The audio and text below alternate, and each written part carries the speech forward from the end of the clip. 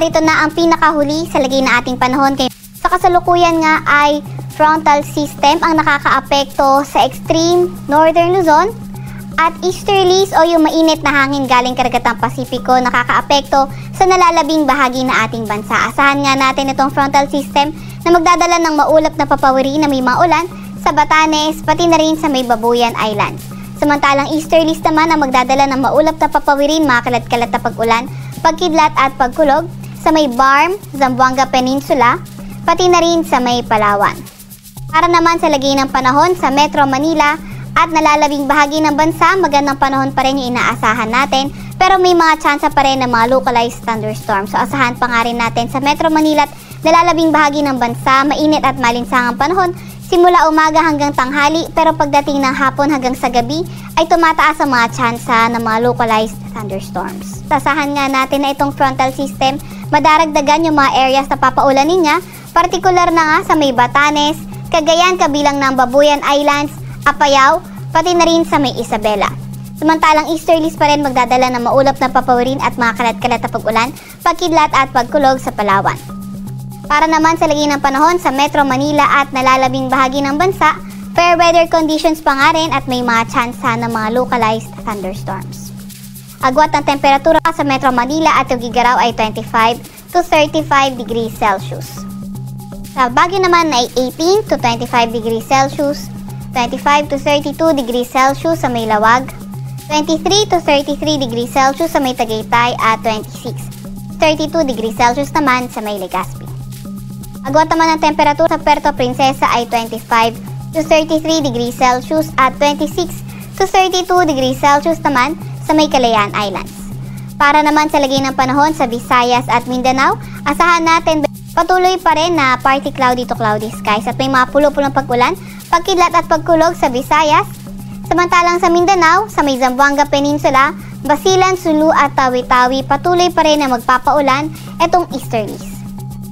Para naman sa nalalabing bahagi ng Mindanao area, asahan natin partly cloudy to cloudy skies pa rin at may mga tsansa ng mga localized thunderstorms.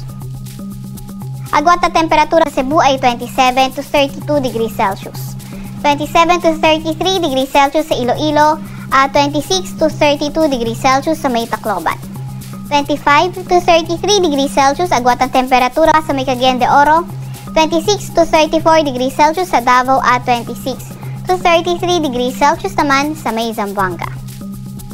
Para naman sa lagay ng ating karagatan, wala pa rin tayong nakataas na gale warning sa kahit na anong dagat baybay ng ating bansa, pero ingat pa rin sa papalaot sa extreme northern Luzon dahil posible ang katamtaman hanggang sa maalong karagatan. Para naman sa 3-day weather outlook ng mga pangunahing syudad natin, nakikita nga natin sa Metro Manila, Baguio City, Legazpi City at malaking bahagi ng Luzon, magpapatuloy pa nga ang fair weather conditions at may mga tsansa ng mga localized thunderstorms. Gayunpaman, kailangan pa rin mag-ingat na ating mga kababayan, lalo na yung mga nakatira sa may extreme northern Luzon at silangang bahagi ng northern Luzon dahil pagdating ng Tuesday, posible pa nga rin maramdaman yung epekto ng frontal system at posible pa rin yung maulap na papawirin at may mga pag-ulan. Agwat naman ang temperatura sa Metro Manila sa susunod na 3 araw ay 25 to 35 degrees Celsius. 17 to 26 degrees Celsius sa may Baguio City at 26 to 32 degrees Celsius sa may Legazpi City. Para naman sa mga pangunahing syudad ng Visayas, sa Metro Cebu, Iloilo City, Tacloban City at sa malaking bahagi ng Visayas, sa kasalukuyan ay wala pa rin naman tayong nakikitang weather system na pwede magdala ng pangmatagalan o pangmagdamagan ng mga pag-ulan, kaya may mga tsansa pa nga rin lamang ng mga localized thunderstorms. Agwat ang temperatura sa Metro Cebu ay 26 to 33 degrees Celsius. 26 to 33 degrees Celsius din naman sa may Iloilo City at 26 to 33 degrees Celsius sa may Tacloban City. Para naman sa mga pangunahing syudad sa Mindanao, sa Metro Davao, Cagayan de Oro City at Zamboanga City, asahan nga rin natin na patuloy pa rin ang fair weather conditions at may mga pulong-pulong pag-ulan, pagkidlat at pagkulog. Sa Metro Davao, ang agwat ng temperatura ay 26 to 34 degrees Celsius.